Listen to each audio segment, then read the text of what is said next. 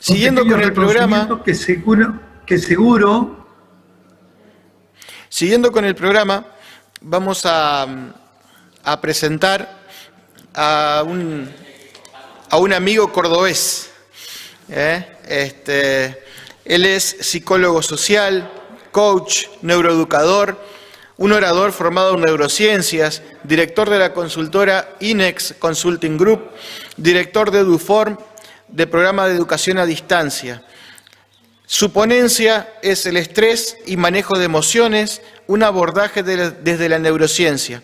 Presentamos desde Córdoba a Santiago Kilian. Bienvenido, Santiago.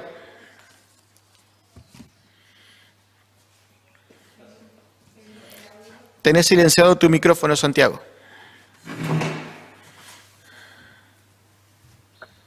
A ver ahí. Ahora sí te escuchamos bárbaro. Perfecto. Bueno, buenísimo. Quiero agradecerle a los organizadores por darme... Perdón, tengo un rebote en mi propia voz. A ver si eso... Ahí está. Una vez resueltos los problemas tecnológicos, quiero agradecerle a los organizadores por esta oportunidad. Es un congreso maravilloso realmente, con una cantidad de gente que creo que nadie se esperaba, ¿no? Una maravilla realmente.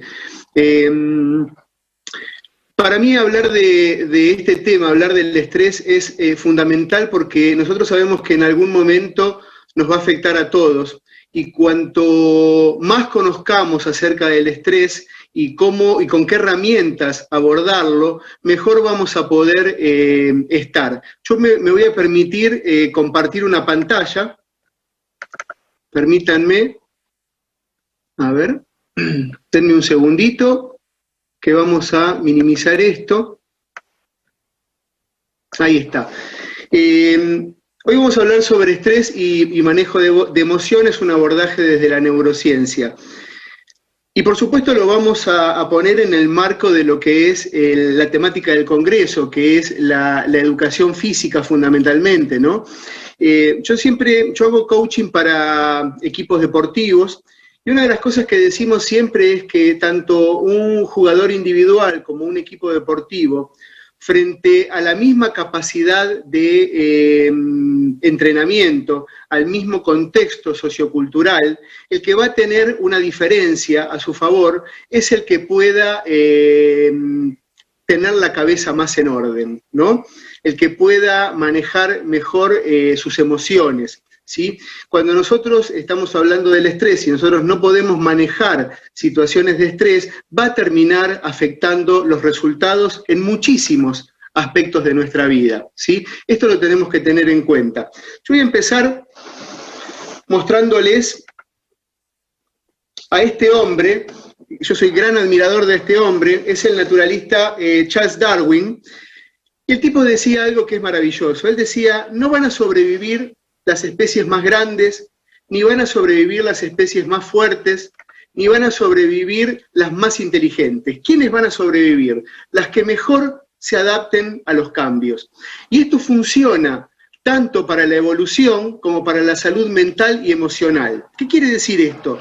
Que no va a estar mejor la gente que tenga más dinero, ni va a estar mejor la gente que tenga mejores contactos sociales, ni va a estar mejor la gente que tenga más títulos universitarios. Van a estar mejor las personas que mejor se adapten a los cambios. De hecho, cuando estamos hablando del estrés, estamos hablando de algo que un poquito más técnicamente se llama síndrome general de adaptación. El estrés o síndrome general de adaptación, ¿sí? Vamos a ver esto. ¿Qué significa no adaptarse a los cambios? Después vamos a ver qué pasa cuando me adapto a los cambios, pero empecemos por esto. ¿Qué significa no adaptarme a los cambios? Significa lo siguiente. Básicamente que yo voy a tener en mi cabecita determinadas cosas muy claras. Voy a tener claro cómo tienen que ser las cosas y voy a tener claro cómo se tienen que comportar las personas. Pero ¿qué va a suceder? Que lo que yo pienso que tiene que pasar no coincide con lo que pasa, ¿sí? O sea, tengo poca flexibilidad en la manera de pensar. ¿sí? Tengo muy claro lo que tiene que suceder, muy claro cómo se tienen que comportar las personas, pero en la realidad las cosas suceden de otra manera y las personas se comportan como se les canta y no como nosotros queremos que se comporten. ¿Cuál es el resultado de esa diferencia entre lo que yo creo que tiene que pasar y lo que finalmente termina pasando? Es el enojo. ¿Sí? Este es un tema que lo vamos a tocar por arriba porque realmente da para una charla de horas. El tema del enojo es un tema complejo y hermoso, pero nosotros lo que vamos a decir, como para dar una pista de cómo leer el tema del enojo, es que el enojo es igual a necesidades no satisfechas. Nos enojamos porque hay necesidades no satisfechas. O sea, nosotros no vemos más a las personas enojadas como personas enojadas, sino como que las vemos como personas que tienen que satisfacer alguna necesidad. Después, nosotros podemos hacer varias cosas con el enojo. Lo podemos transformar en algo positivo, lo podemos transformar en algo negativo, lo podemos estancar con distintas consecuencias, ¿sí? Ahora, ¿qué pasa cuando el enojo se me empieza a acumular? ¿Sí? Se va transformando en frustración. La frustración aparece cuando sentimos que ya como que no tenemos cintura, ¿no? Que las cosas siempre son de la misma manera y que no cambian. Y en realidad muchas cosas no cambian. Los que tenemos que cambiar somos nosotros, la manera de observar las situaciones. Si nosotros cambiamos la forma de ver las cosas empiezan a cambiar de forma. Pero acá aparece algo que es clave. Entre el enojo y la frustración aparece un efecto que es muy particular. El bocho no para, la cabeza no para de pensar. Aparecen cientos y cientos de pensamientos de manera rumiante y de manera caótica que desregulan determinados neurotransmisores, fundamentalmente tres: la serotonina, la dopamina y la melatonina, o sea, estabilizadores del estado de ánimo. Entonces lo que hay que entender es esto, gente. Cuando nosotros tenemos muchísimos pensamientos en la cabeza, cada pensamiento está generando un impulso eléctrico. Un pensamiento, un impulso eléctrico. ¿Dónde impactan esos impulsos eléctricos? En esta tríada de serotonina, dopamina y melatonina, que funcionan como si fueran las llaves térmicas de un sistema eléctrico en la mente. ¿Qué hacen esas térmicas cuando no paramos de pensar? Saltan y dejan de trabajar en conjunto y producen algo que se llama TADS. ¿Qué es el TADS? Una persona que tiene una mente caótica funcionando con 10.000 pensamientos por minuto, lo primero que va a sentir es la T de tristeza. Va a tener una tristeza que no va a saber bien a qué atribuírsela. Esto es para que también todos ustedes vayan haciendo un autoanálisis de esto, ¿no? Para ver si se encontraron en algún momento en esta situación. Esta tristeza es indefinida, no sé muy bien a qué atribuírsela, pero me levanto y me encuentro que estoy triste. La A es de apatía, ¿sí? La apatía aparece cuando no tengo ganas de hacer nada, pero en este sistema de TADS la apatía está compensada. ¿Por qué? Porque la apatía me tira para abajo, pero muchas veces las personas que tienen esta poca flexibilidad en la manera de pensar también presentan como característica general niveles muy altos de autoexigencia. Por lo tanto, si la apatía tira para abajo, la autoexigencia compensa para arriba. O sea, no tengo ganas, pero voy y lo hago igual. No sé si les habrá pasado esto, me encantaría poder verles las caras en estos momentos. Después aparece la D de dispersión. Acá ya empezamos a pensar, cuando nos pasa esto, que tenemos algún problema mental. Estamos empezando a pensar si no nos habrá agarrado Alzheimer. ¿Por qué? Porque, por ejemplo, pasamos de una habitación a otra y no sabemos para qué fuimos, abrimos la heladera y nos quedamos mirándola como si fuera una serie de Netflix, tenés un papel en la mano y de pronto no lo tenés más y decís, ¿dónde miércoles lo apoyé si recién lo tenía en la mano? Tenés una palabra en la punta de la lengua y no terminás de saber qué era lo que querías decir, ¿se entiende? Y después la S es de las disfunciones del sueño, o sea, teóricamente el acto de dormir y el acto de descansar deberían ir de la mano, pero muchas veces no pasa eso. ¿Qué es lo que sucede? Que o no puedo dormir bien, porque se descompensó la melatonina, que es la que regula la función del sueño, o duermo, pero el descanso no es el correcto.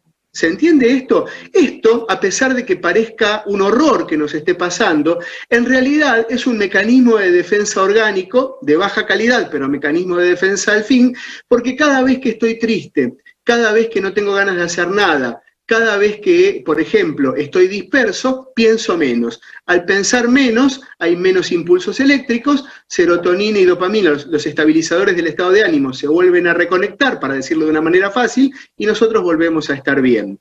¿Cómo termina esto? Esto termina en depresión. Este es un esquema de depresión. O sea, ¿qué quiere decir esto? Que cuando nosotros entramos en un estado depresivo, quiere decir que en su punto de origen había poca flexibilidad en la manera de pensar. Hasta ahí vamos bien. Esto es lo que sucede cuando una persona no tiene capacidad de adaptación al medio que le toca vivir, ¿sí? Cuando no puede activar los mecanismos que le permiten adaptarse a la demanda que hay en el entorno, ¿sí? ¿Se va entendiendo esto? Entonces, cualquier estructura depresiva, más allá de la psicoterapia que haga la persona y más allá del acompañamiento farmacológico que pueda hacer, también hay que trabajarlo ayudándole a la persona a flexibilizar la manera de pensar, a trabajar con lo que se llama el pensamiento creativo o pensamiento basado en opciones. ¿Qué otros síntomas podemos tener si nos cuesta adaptarnos a los cambios? Acá es muy probable que les arruinemos el día después de esto que les vamos a contar, ¿no? Porque muchos de ustedes se van a sentir identificados. Vamos a ver esto. Empieza a aparecer sensación de soledad. Nosotros acá hacemos una diferencia importante entre estar solo y sentirnos solos. El estar solo lo produce, por ejemplo, este estado de cuarentena en donde no podemos encontrarnos con nuestros seres queridos, pero estar solo no quiere decir necesariamente que me siento solo. La sensación de soledad aparece cuando hay una desconexión de los principios de placer, ¿sí? Después, si tenemos tiempo, vamos a volver sobre este tema, pero cuando hay una pobre adaptación a las circunstancias que va presentando el entorno y los contextos, una de las cosas que empiezo a sentir es que me empiezo a sentir solo. Después aparece el insomnio, esto que no podemos dormir o dormimos y nos despertamos en la mitad de la noche y después nos cuesta conciliar el sueño, o duermo pero el descanso no es bueno, ¿sí? Aparece la incertidumbre, que no la voy a tocar ahora porque la vamos a trabajar en un ratito. La ansiedad lo mismo, el estrés lo mismo y los miedos aparecen. Vamos a dejar incertidumbre, ansiedad y estrés porque los trabajamos en un minutito. Aparecen los miedos. Cuando no me puedo adaptar a los cambios, como todo lo que puede llegar a venir me puede generar una sensación de hostilidad, aparece la sensación de miedo. Ahora, ¿cuál es el problema con esto de los miedos? Que para que haya miedo, que es una de las 6 emociones básicas, tiene que haber algún factor externo que realmente, de manera concreta, me ponga en peligro. ¿Qué quiere decir esto? Que la cantidad de veces que pasamos por situaciones reales o concretas que nos ponen en peligro a lo largo de la vida son mínimas. Entonces nosotros tenemos que aprender a diferenciar lo que es el miedo de lo que realmente pasa por nuestra cabeza, que es el temor, ¿sí? El temor es una estructuración de pensamientos en la cabeza del tipo, ¿qué pasaría si de pronto pasara tal cosa y pasara tal otra? Pero no está ocurriendo. ¿Se entiende? Ya después vamos a volver un poquito sobre eso. Es, como decimos en Argentina y usando palabras del barrio, un boludeo mental, ¿sí? El temor es un boludeo mental y tenemos que aprender a separar cuándo es miedo y cuándo es temor. ¿Qué quiere decir esto? Que la mayoría de las veces que decimos estamos llenos de miedos, no tenemos prácticamente ningún miedo, tenemos temores, estructuraciones de pensamientos de tipo ansiógeno que van a buscar el peor escenario posible para que si ese escenario llegara a suceder, nosotros ya estemos preparados, ¿sí? Aparece la depresión, que la acabamos de ver, aparecen problemas vinculares, problemas de pareja, problemas con los hijos, problemas con los amigos, nos empezamos como a aislar cada vez más,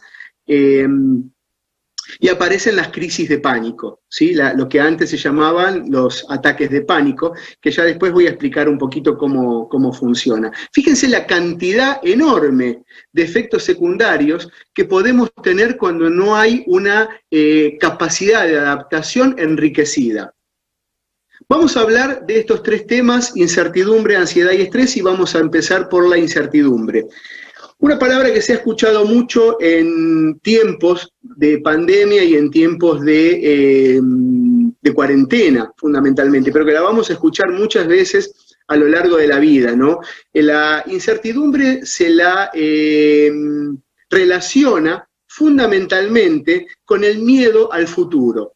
Pero acá hay un tema que a mí me gustaría analizar con ustedes y que es esto. Como ninguno de nosotros sabe cuál es el futuro, todos deberíamos tener incertidumbre y todos deberíamos tener pánico al futuro porque nadie lo conoce. Sin embargo, hay mucha gente que no tiene incertidumbre. Entonces, ¿qué es la incertidumbre en realidad? ¿Es el miedo al futuro? Y la verdad es que no. Que la incertidumbre no tiene que ver solamente con el miedo al futuro, tiene que ver con un desconocimiento de las facultades internas que tenemos para afrontar los cambios. Cuando desconozco mi potencial, cuando desconozco mis valores, cuando desconozco mis fortalezas para afrontar los cambios que me pueda proporcionar la vida a diario, lo que siento es esa sensación de incertidumbre, o sea, la sensación de no sentirme apto para resolver lo que vaya sucediendo. ¿Va quedando claro esto, gente? Bueno, no los puedo ver, espero que sí, y si no queda claro van haciendo preguntas. La ansiedad se lee de esta manera. Nosotros lo primero que nos tenemos que preguntar es si la ansiedad sirve para algo. Cuando yo lo pregunto en las charlas, en los congresos o en las capacitaciones que doy, la respuesta casi por unanimidad es no, la ansiedad no sirve para nada. Y nosotros tenemos que entender que todas las construcciones emocionales que tenemos, o sea, cuando hablamos de construcciones emocionales, hablamos de una diferencia que hay entre las emociones básicas, que son 6, y las construcciones emocionales, que son todas las demás, ¿sí? La ansiedad es una construcción emocional. ¿Para qué sirve? Les voy a explicar. Cuando nosotros nacemos con algunos chips de fábrica en nuestro cerebro, ¿sí? Que traemos todos por igual. Uno de esos chips de fábrica es la búsqueda de la previsibilidad. Necesitamos que las cosas sean previsibles. ¿Por qué? Porque cuando el cerebro nuestro empieza a evolucionar, evoluciona en un modo en donde lo que va a buscar es gastar la menor cantidad de energía posible. El cerebro es vago, no quiere gastar energía al vicio. Entonces, ¿qué es lo que va a hacer? Estructura pensamientos a futuro, como les decía antes, para imaginar los peores escenarios posibles, y si ese peor escenario posible llegara a suceder, como yo ya lo pensé, ya estoy preparado, ¿sí? Y entonces el cerebro entiende que el gasto de adaptación va a ser menor. ¿Es la ansiedad un recurso, un mecanismo de defensa de muy baja calidad, pero tiene un propósito, que es buscar esa previsibilidad? ¿Cuál es la realidad? Que la mayoría de las veces que estructuramos pensamientos a futuro, eso que pensamos no sucede, o sucede de otra manera completamente diferente. Por lo tanto, en el intento de ahorrar energía, gastamos un montonazo de energía sin sentido. Les voy a dar un truco de muchos que hay para trabajar la ansiedad. Presten atención, por favor, y los que puedan, anoten esta frase, porque esta frase es clave para poder trabajar la ansiedad. Yo siempre recomiendo que esta frase que les voy a dar ahora, se la impriman, ¿sí? En una hoja A4 varias veces, la recorten y la peguen en el espejo del baño, en la billetera, en el auto, que la puedan ver en todo momento. La frase es: lo que estoy pensando coincide con lo que estoy haciendo. Lo que estoy pensando coincide con lo que estoy haciendo. Como cuando hay ansiedad, la mayoría de las veces va a ser no coincide, la herramienta es volver a centrarnos en el aquí y ahora de aquello que estamos haciendo, ¿sí? Esto es uno de muchos instrumentos, de muchas tácticas que podemos utilizar para bajar los niveles de ansiedad. ¿Quién va a rendir mejor, por ejemplo, en un entrenamiento deportivo, tanto como entrenador como deportista? Quien mejor pueda manejar los estados de ansiedad, quien mejor pueda, lo voy a decir otra vez en palabras de barrio, acomodar los muebles acá arriba. Acomodamos los muebles acá arriba y se nos acomoda toda nuestra vida. Todo lo que creemos del amor, del entrenamiento, de los valores, del esfuerzo, de la familia, todo funciona acá. ¿Sí? Cuando dicen, yo siempre digo esto, cuando alguien le dice a otra persona te quiero con todo mi corazón, es mentira, te quiero con mi hipotálamo, ¿sí? Sé que no garpa esto, no está bueno para conquistar, pero en realidad la realidad es que todo lo que nosotros concebimos con respecto a la realidad empieza en el hipotálamo y no en el corazón, que pobrecito bombea sangre nada más. Espero que se haya entendido esto de la ansiedad. Vamos a trabajar con el estrés o síndrome general de adaptación. Tenemos que entender que el estrés va a tener implicancias físicas y emocionales. Es como una respuesta inespecífica del organismo que lo que hace es nos obliga a adaptarnos a una situación de mucha demanda. O sea que el estrés funciona como mecanismo de defensa. Nosotros tenemos que poder diferenciar los orígenes del estrés. Y vamos a entender que hay dos orígenes. Orígenes que se originan en nuestro interior, causas internas, y hay causas externas. ¿Cuáles son las causas internas? En general, las causas internas están mediadas por situaciones que tienen que ver con nuestra crianza, con la manera que tenemos de interpretar el mundo y fundamentalmente con los niveles que tenemos enormes de autoexigencia. Una persona que tiene niveles muy altos de autoexigencia es una persona que básicamente va a querer tener todo bajo control y va a ser más propensa a generar internamente situaciones de estrés. Las causas externas son causas coyunturales, son causas que nosotros no dependen de nosotros, ¿no? Uno de los conceptos básicos que a mí particularmente para mi vida privada me sirven muchísimo para trabajar el tema del estrés es poder determinar qué depende de mí y qué no depende de mí, ¿sí? O sea, las causas externas, como por ejemplo el tema de la pandemia, no depende de nosotros. La cuarentena no depende de nosotros. Ahora, ¿qué hacemos en tiempo de pandemia? ¿Qué hacemos en tiempo de cuarentena? Eso sí depende de nosotros. ¿Se entiende esto? Esto está buenísimo, poder saber que el estrés tiene causas internas y causas externas. Y tiene fases. Vamos a analizar las fases del estrés. La primera fase es de alarma. Ya se nos empiezan a poner las cosas negras, empieza a haber nubarrones en la cabeza cuando empiezan a aparecer los estresores, ¿sí? Los estresores son esas situaciones que nos sacan, que nos corren de nuestro estado de equilibrio. El estado de equilibrio, yo le voy a usar un nombre para determinarlo, que es un nombre que usaban los filósofos en la antigüedad, en el periodo helenístico, los estoicos fundamentalmente, que era la palabra ataraxia. Ataraxia quiere decir estado de no conflicto, estado de paz interior. El estrés en su fase 1 de alarma lo que hace es nos saca de ese estado de ataraxia, nos saca de ese estado de tal paz interior que me permite resolver los conflictos externos sin tener conflictos internos. Todo eso se nos va a pique, ¿sí? ¿Cuál es el tema?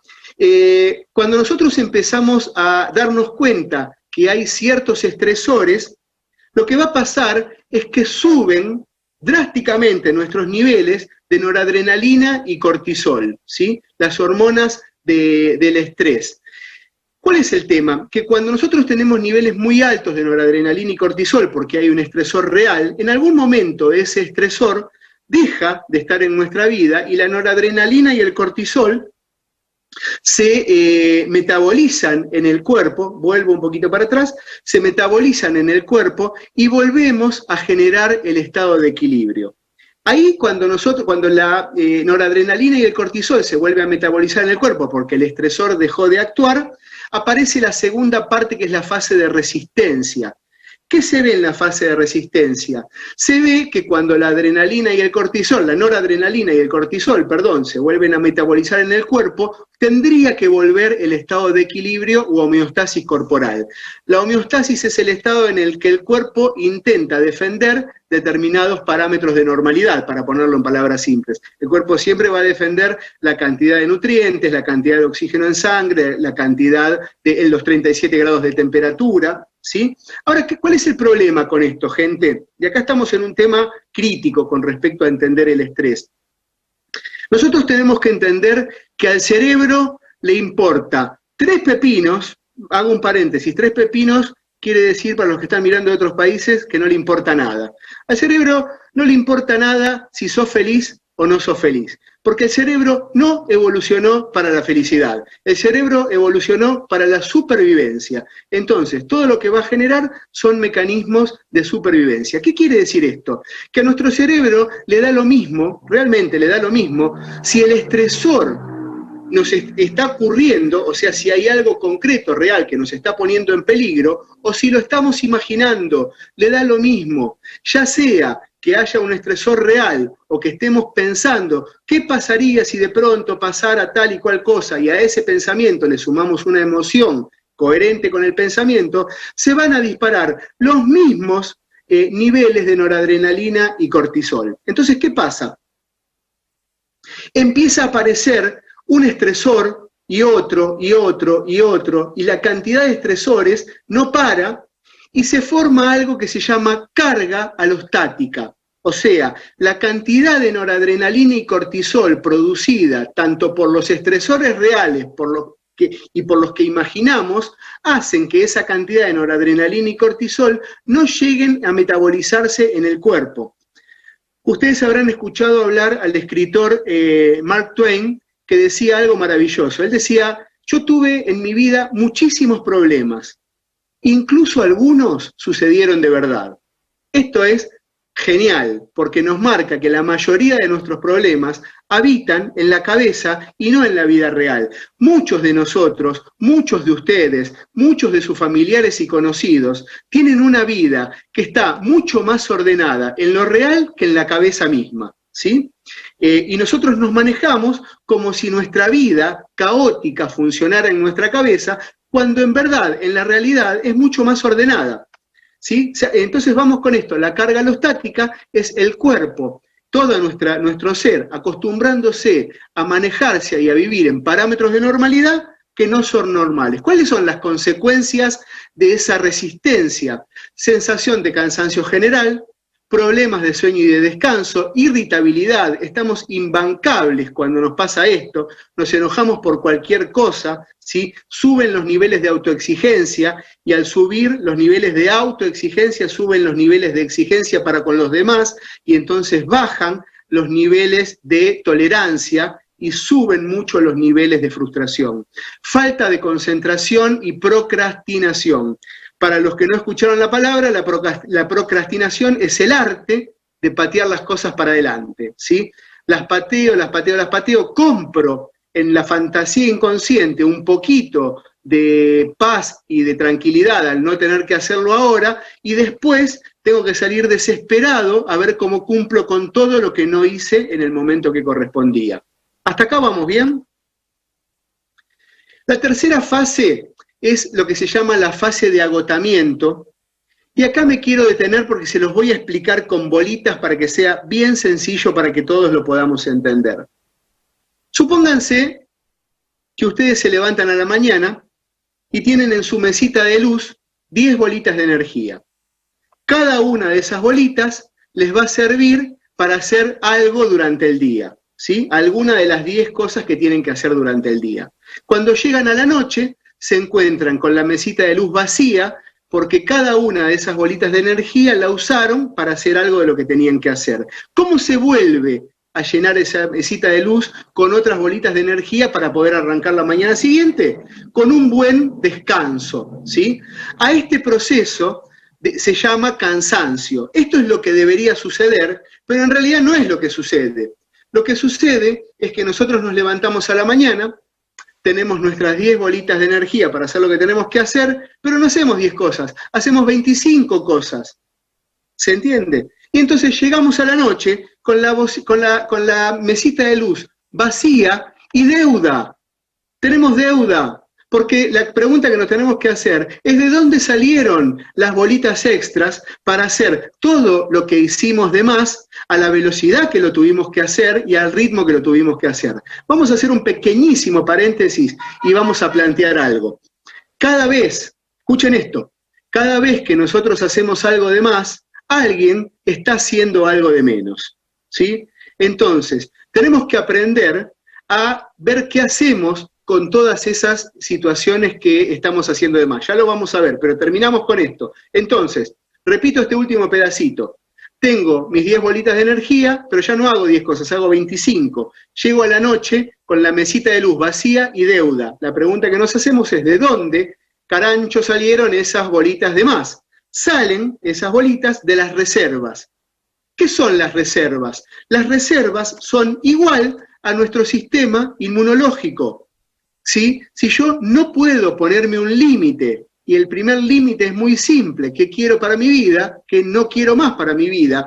Y le robo constantemente energías a las reservas, en algún momento voy a terminar agotado, ya no es cansancio, es agotamiento lo que siento. Y el agotamiento no alcanza el descanso para poder recuperarlo. El agotamiento es acumulativo y me lleva indefectiblemente a la enfermedad. ¿Por qué me lleva a la enfermedad? Porque nuestra biología, que lo único que le va a importar es que sobrevivamos, ¿cuál es el pensamiento que va a tener? Es mejor que te enfermes a que te mueras, ¿sí? Entonces el concepto es, a ver, flaco, o parás por las buenas y te das cuenta que no podés seguir en este ritmo, o vas a parar a través del síntoma. ¿Se entiende la lógica que tiene nuestra biología? Es maravilloso esto. Entonces, está buenísimo parar, aprender a parar cuando todavía nos podemos mantener en pie. Porque si no, después empezamos a decir, uy, debería haber parado en tal momento, debería haber delegado tal cosa. ¿Cómo se sale de este sistema de agotamiento? Se sale de esta manera. Se sale, en principio, soltando lo que no me corresponde. No lo que me corresponde, soltando lo que no me corresponde, ¿sí? ¿Por qué? Porque si yo tengo niveles muy altos de autoexigencia que me van a llevar a meterme, a querer resolver todo, lo que voy a decir es esto. Si lo hago yo, fíjense si no les estará pasando a muchos de ustedes, ¿no? Si lo hago yo, lo hago bien rápido y limpio. Si lo tengo que delegar, pierdo un montón de tiempo explicándote cómo hacer las cosas y encima después tengo que ir a arreglar los líos que hiciste. Entonces voy a tener con la autoexigencia una tendencia a concentrar tareas. Lo hago todo yo y me lo saco de encima, pero también me voy cargando con toda esa cantidad de cosas que tengo de más. ¿Cómo salgo del sistema este de estrés, agotamiento y enfermedad? Lo primero que hago es, como les decía, suelto lo que no me corresponde. Después aprendo a delegar. Claro que aprender a delegar es aprender a confiar en que el otro sabe y el otro puede hacer las cosas, que no soy el único en el mundo capacitado para hacer algo, ¿sí? Primer punto, suelto lo que no me corresponde. Segundo punto, aprendo a delegar. Tercer punto y último, resignifico. ¿Qué quiere decir resignifico? Que tengo que aprender a poner prioridades. No todo tiene la misma importancia, no todo tiene que ser resuelto de manera urgente, no todo tiene que ser resuelto ya en este momento. Por lo tanto, entiendo que si yo quiero salir del concepto de estrés, agotamiento y enfermedad, lo primero que tengo que hacer es dejar de estar apurado, ¿sí? Apuro en latín quiere decir sin pureza. Todo lo que hago con apuro lo contamino, pero no alcanza. Tengo que redoblar la apuesta y decir para mis adentros y después llevar a la práctica este concepto. No voy a estar más apurado, pero tampoco compro más el apuro de nadie. ¿Estás apurado? No hay ningún problema, pero no podés contar conmigo, porque estoy dispuesto a no contaminar nada más que tenga que ver con mi vida. ¿El estrés siempre es negativo? Acá nos vamos a meter en un tema que es sumamente interesante porque tiene que ver con un cóctel físico-químico. Hay dos tipos de estrés. Hay un estrés negativo y hay un estrés positivo. Vamos a ver cómo funciona primero en la interacción físico-química.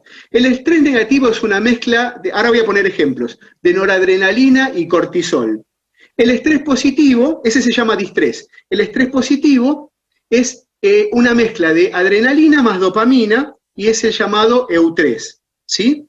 Fíjense, cuando yo tuve, y creo que a la mayoría de los disertantes nos pasó tal vez lo mismo, no digo que a todos, por supuesto, pero a muchos de nosotros, tuvimos una sensación de estrés cuando sabíamos que teníamos que preparar una disertación en donde iba a participar mucha gente, pero sabíamos que al final de la disertación íbamos a tener el premio de saber que habíamos hecho lo correcto. O sea, los niveles de adrenalina que tuvimos en la preparación de la disertación y en el momento en donde cada uno está disertando, nos permite de manera positiva tener niveles de atención muy altos. Y la dopamina nos da la sensación de premio, ¿sí? Es la recompensa por haber hecho el trabajo bien. O sea, tuvimos una sensación de estrés positivo o eutrés. El estrés negativo, que es la noradrenalina más cortisol, es cuando en todo lo que veo aparece la sensación de hostilidad. ¿Se va entendiendo esto? Aparece la sensación de hostilidad. Eso es lo que nos lleva después a todo lo que fuimos viendo antes como efectos secundarios del estrés negativo. Supónganse que uno tiene que, con la ansiedad pasa lo mismo, ¿no? Hay una ansiedad positiva y una ansiedad negativa. La ansiedad negativa está relacionada con la incertidumbre y tiene que ver con esa disociación que tengo cuando me voy olvidando de las herramientas internas que tengo para afrontar los cambios. Y la ansiedad positiva se da, por ejemplo, cuando sabemos que nos faltan 15 días para irnos de vacaciones, ya tenemos el pasaje, sacamos los vuelos, reservamos el hotel, ¿sí? Y estamos queriendo que llegue ese día. Ahí hay una ansiedad de tipo positivo. ¿Cómo se maneja el estrés? Lo primero es, tenemos que aprender a reordenar nuestro tiempo libre y nuestro tiempo responsable. Esto es sumamente importante porque el tiempo, el manejo ordenado del tiempo es uno de los pilares fundamentales de la autoestima. Repito, el manejo ordenado del tiempo es uno de los pilares fundamentales de la autoestima. Así que para bajar los niveles de estrés tenemos que tener un equilibrio entre nuestro tiempo libre y el tiempo responsable. ¿Qué es el tiempo responsable?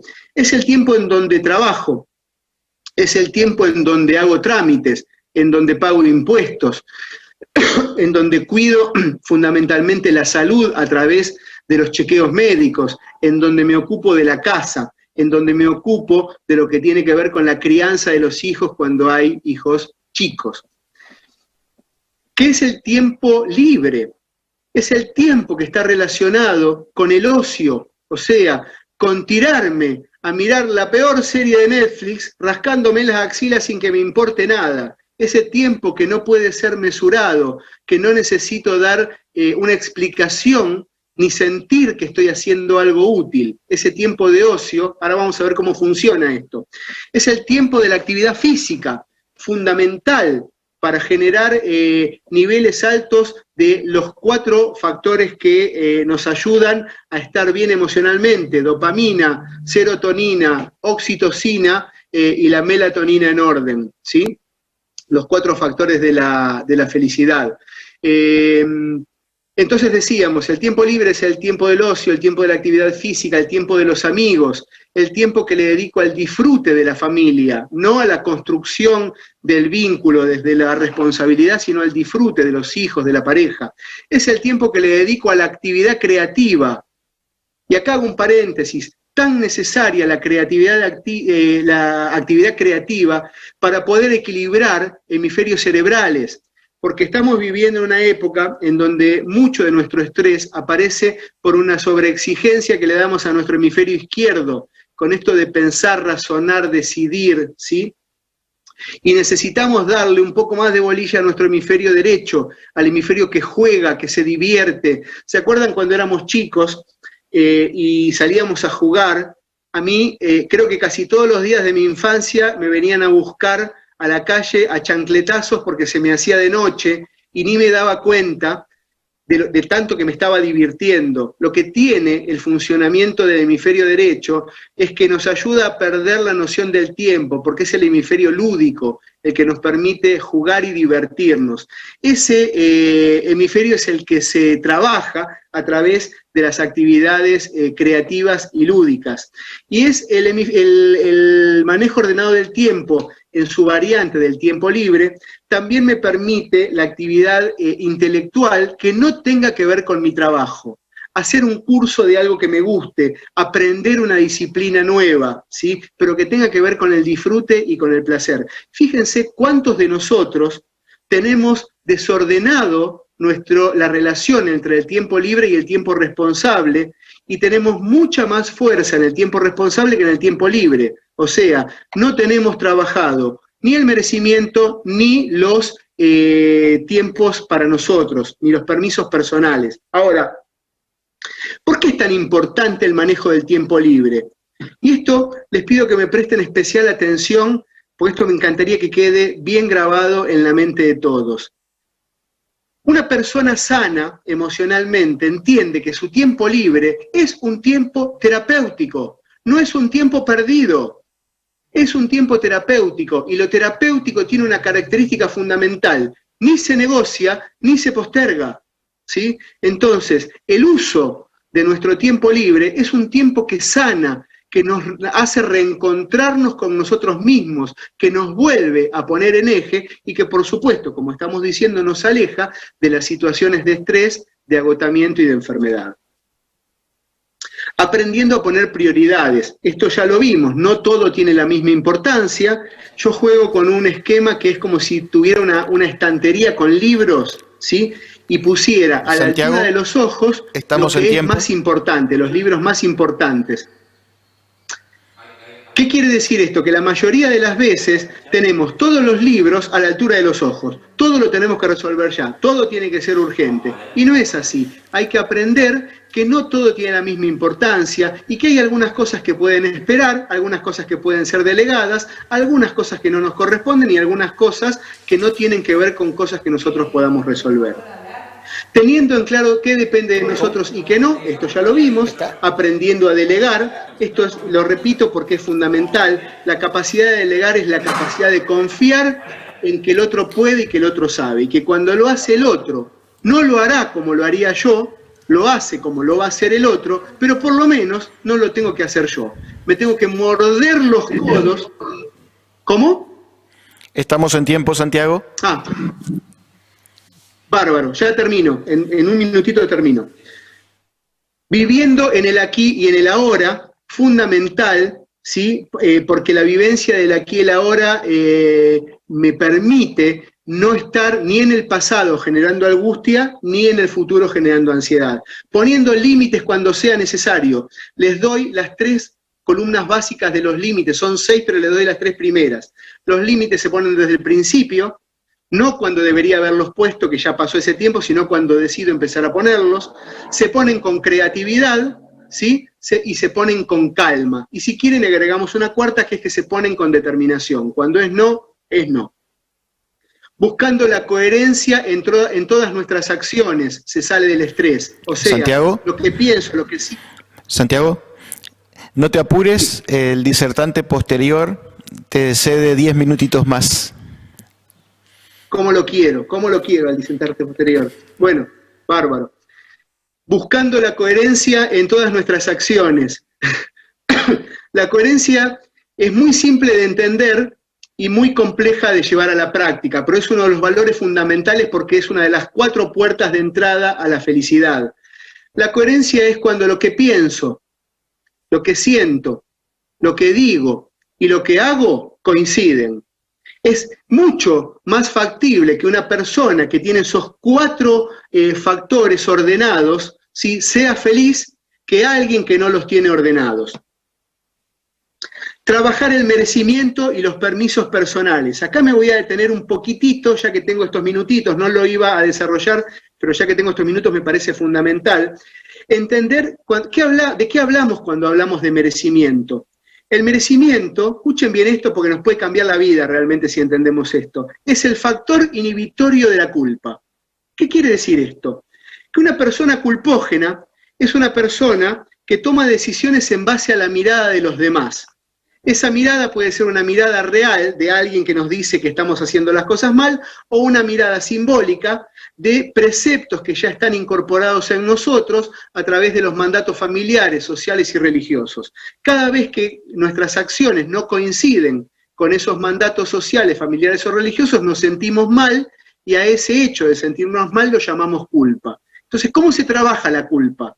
Y el concepto básico, que es maravilloso, es la culpa no se trabaja. Lo que se trabaja es el factor inhibitorio de la culpa, ¿sí?, que es el merecimiento. Si yo siento que me merezco estar en paz, que me merezco decir no, que me merezco poner un límite, que me merezco tener tiempo para mí, que me merezco descansar, que me merezco no tener que saber todo en todo momento, ni estar para todos en todo momento, lo último que voy a sentir es culpa, ¿sí? Y cuando siento culpa es porque hay una partecita mía que entiende que todavía no se lo merece. O sea, no trabajo la culpa, trabajo el merecimiento como factor inhibitorio de la culpa. Haciendo actividad física, fundamental, la que cada uno le guste, pero la actividad física se tiene que transformar en un hábito, ¿sí? Y cuando se transforma en un hábito, empiezan a pasar cosas que son maravillosas. En mi cosa particular, yo salgo a correr día por medio.